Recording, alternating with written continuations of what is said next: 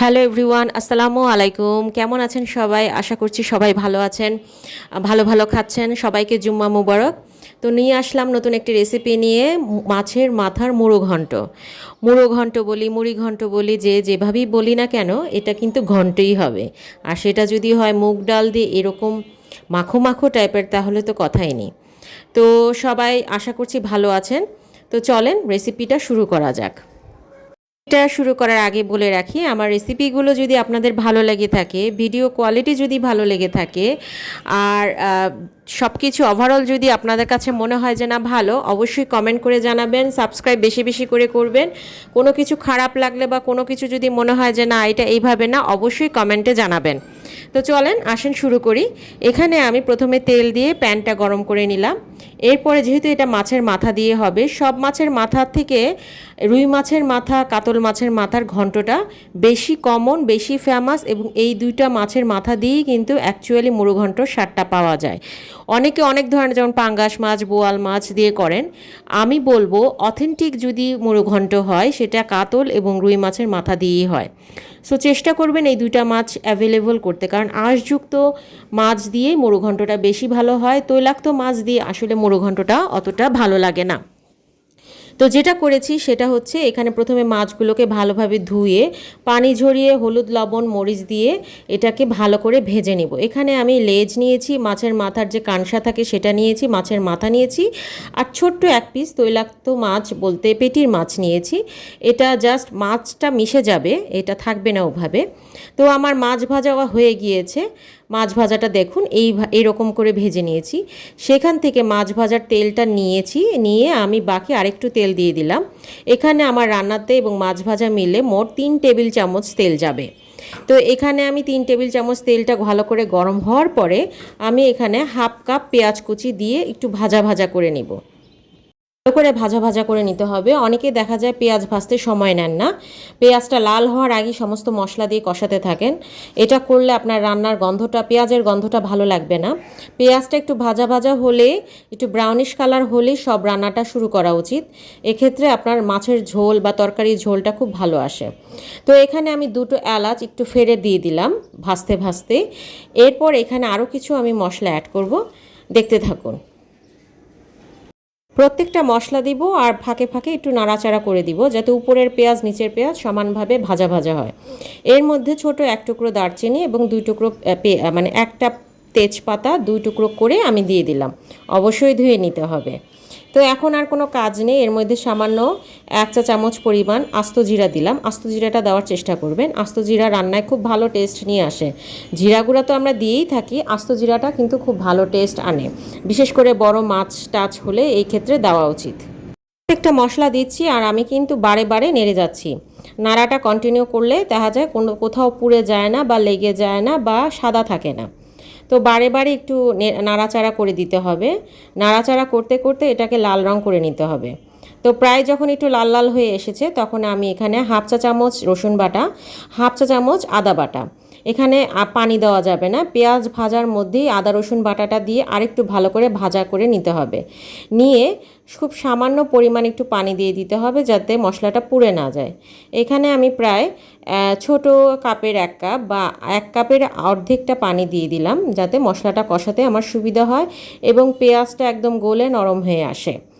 এখন এর মধ্যে বাকি মশলাগুলো আমি অ্যাড করব। এখানে আমি 1 টেবিল চামচ হচ্ছে হলুদ গুঁড়ো দিয়ে দিব, 1.5 টেবিল চামচ হচ্ছে মরিচের গুঁড়ো দিয়ে দিব এবং 1 চা চামচ জিরা গুঁড়ো দিব।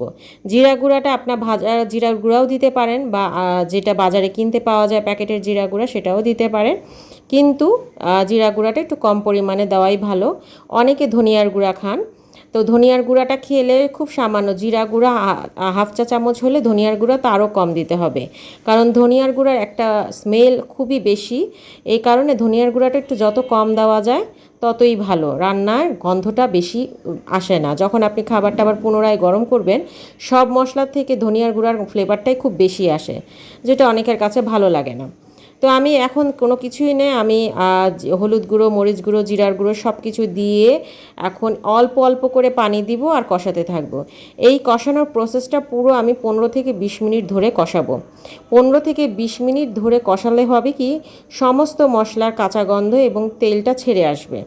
তো 15-20 মিনিট কষানোর পরে আমি যে মাছ ভাজাগুলো উঠে রেখেছিলাম সেই মাছ ভাজাগুলো দিয়ে আমি আরও 5-6 মিনিট এটাকে ঢাকনা দিয়ে মিডিয়াম টু হাই আছে কষিয়ে নিব।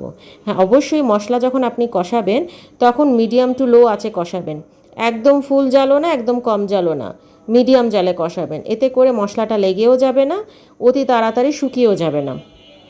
তো আমি 2 মিনিটের মাথায় আবার মাছগুলোকে একটু উল্টিয়ে দিচ্ছি, মাছগুলো যাতে তলায় লেগে না যায়। আমি একটু পানি দিয়ে মাছগুলোকে উল্টে পাল্টে আরও 2 মিনিট এটাকে রেখে উঠিয়ে ফেলবো।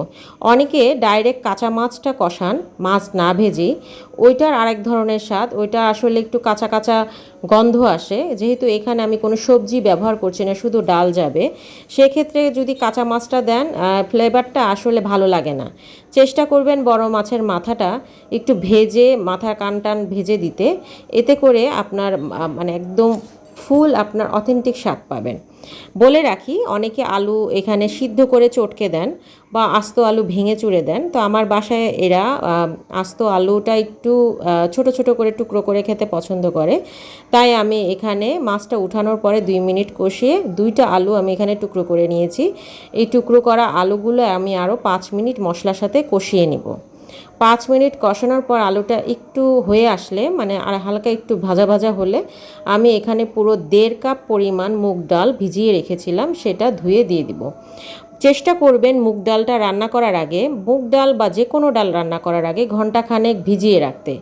অনেকের আছে যে ডালে গ্যাসের সমস্যা হয়, গ্যাস্ট্রিকের সমস্যা হয়, ডালের যে বুদবুদ উঠে সেই ভিজিয়ে রাখার পর সেই পানিটা যদি আপনি ফেলে বারবার ধুয়ে নেন, সেক্ষেত্রে আপনি মুগ ডাল, মসুর ডাল বা যেই ডালই খান না কেন, কোনো ডালই আপনাকে আর গ্যাসের প্রবলেম করবে না। তো মুগ ডালটা অনেকে খেতে ভয় পান যে গ্যাসের সমস্যা হয় কি না।